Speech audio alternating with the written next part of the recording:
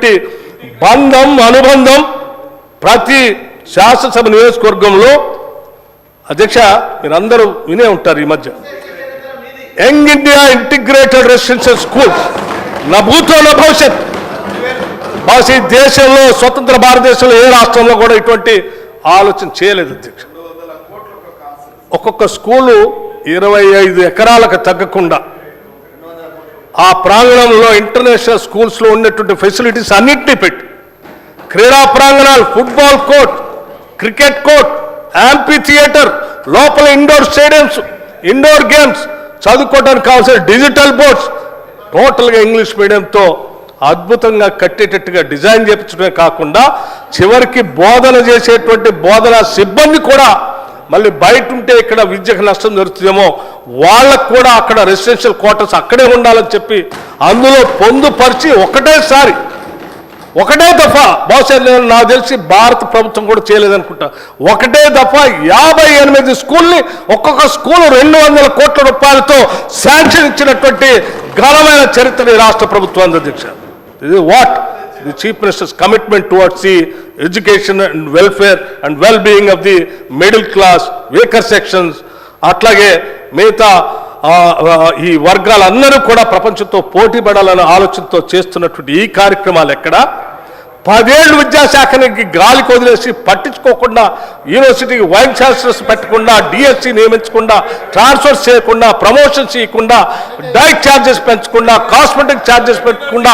పూర్తిగా గాలికి వదిలేసిన మీ ముఖ్యమంత్రి ఎక్కడ అక్కడ పనిచేసి ఈ ముఖ్యమంత్రి కూడా అట్లాగే ఉన్నాడని మీరు ఊహించుకొని మాట్లాడుతూ ఉంటే నిజంగా మాకు బాధ అనిపిస్తూ ఉంది. పల్లా రాజేశ్వర రెడ్డి గారు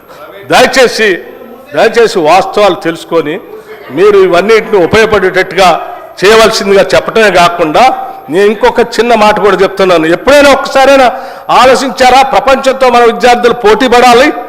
ప్రపంచంలో అంతా గ్లోబలైజేషన్ జరుగుతుంది, టెక్నాలజీ పెరిగిపోతుంది, దానికి సరిపోయేటట్టుగా మన విద్యార్థుల నైపుణ్యాన్ని పెంచాలని ఎప్పుడైనా ఒక్కసారైనా ఆలోచన చేశారా? ముఖ్యమంత్రి గారు రేవంత్ రెడ్డి గారు రాగానే ఫస్ట్ మొదలుపెట్టిందే యంగ్ ఇండియా స్కిల్ యూనివర్సిటీ అని చెప్పి ఫ్యూచర్ సిటీలో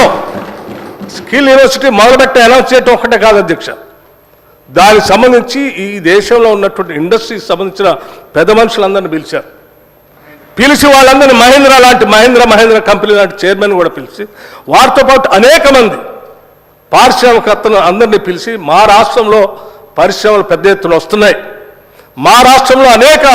ఇంజనీరింగ్ కళాశాలలో మా విద్యార్థులు చదువుకుంటున్నారు, వాళ్ళకు కావాల్సినటువంటి నైపుణ్యాన్ని స్కిల్ని మీ భాగస్వామ్యంతో మీ పరిశ్రమలు కూడా కావాల్సిన విధంగా సిలబస్ తయారు చేసి ఇక్కడ నైపుణ్యం ఇచ్చి వాళ్ళందరికీ ఇక్కడ చదువుకోగానే వెంటనే మీరు రిక్రూట్మెంట్ చేసుకునే విధంగా మీరంతా భాగస్వాములు కండి అని చెప్పి వాళ్ళు ఒప్పించి మొట్టమొదటిసారి యంగ్ ఇండియా స్కిల్ యూనివర్సిటీ అని